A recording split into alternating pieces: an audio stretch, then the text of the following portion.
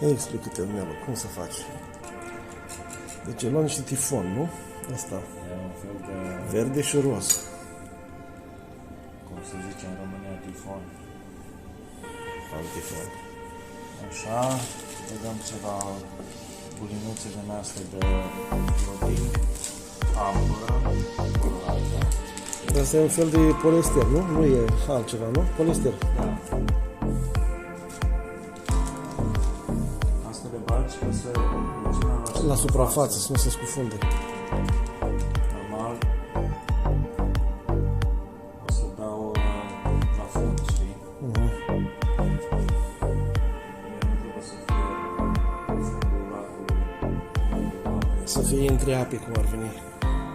Ca să umble sus în jos. Chiar sunt curios dacă prindem ceva mai. Să mă gândesc dacă prinzi ceva.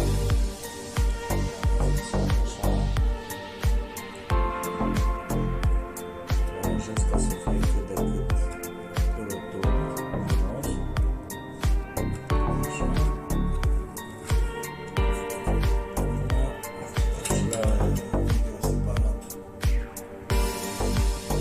Ceva de panteră. Asta e o alță elastică. E rigidă, nu? Nu, e elastică ca să se strângă, știi? O întins când învârți. Da. Vezi? Așa. Acum și mi faci două filmuri și frumos. Românesc.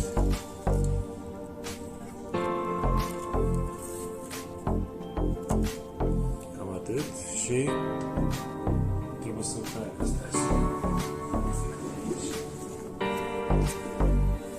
Normal. Am o fabrică mai mică, dar nu-i cu mine.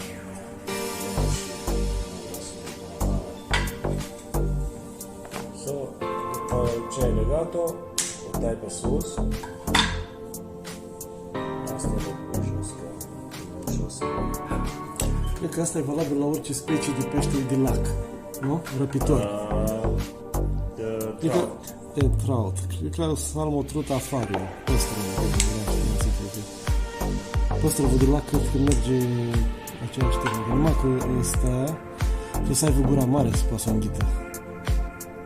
Un pic. Și atunci vreau să vezi dacă Putești. puteți. Îi faci proba?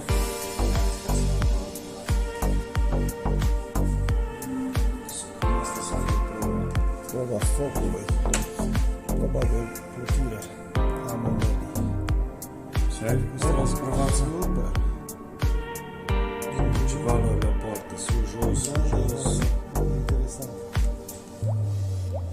Deci dacă vrei să mai scufunde, mai scoți o bobiță din aia, să pui mai puține. Da, interesul ca să fie cât de ușoară, ca să putească. Dar nu trebuie să stea la suprafață, nu? Trebuie să scufunde un pic. Ea acum vei mai avea o greutate. De oraș de la pământ atâta o să-ți vină greutatea aici, care nu mai o lasă să se ridice. Știi? Da. Și cam până la nivelul ăsta cam umblă pe Ea aici. plutește. Ea plutește, de la puțin. Dar ce adâncime are aici, la unde dai? Ai idee?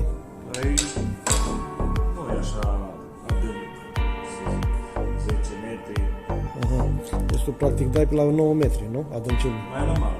Mai la mal. Mai încolo e atât, 40, 70 de fiți.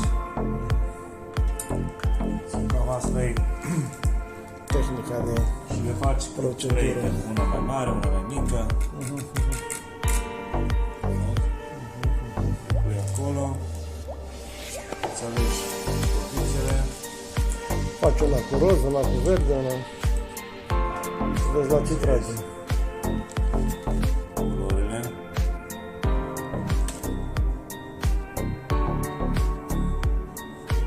Și trei, asta încă una să fie super.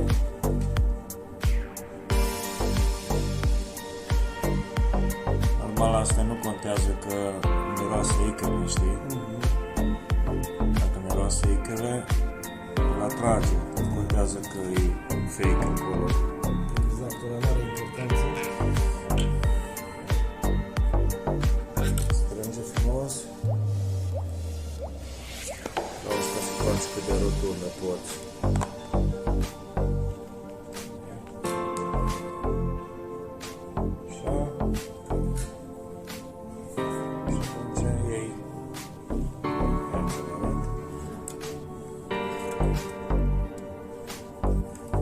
Trebuie să ai îndemânare, să vezi cum îți cade mai bine.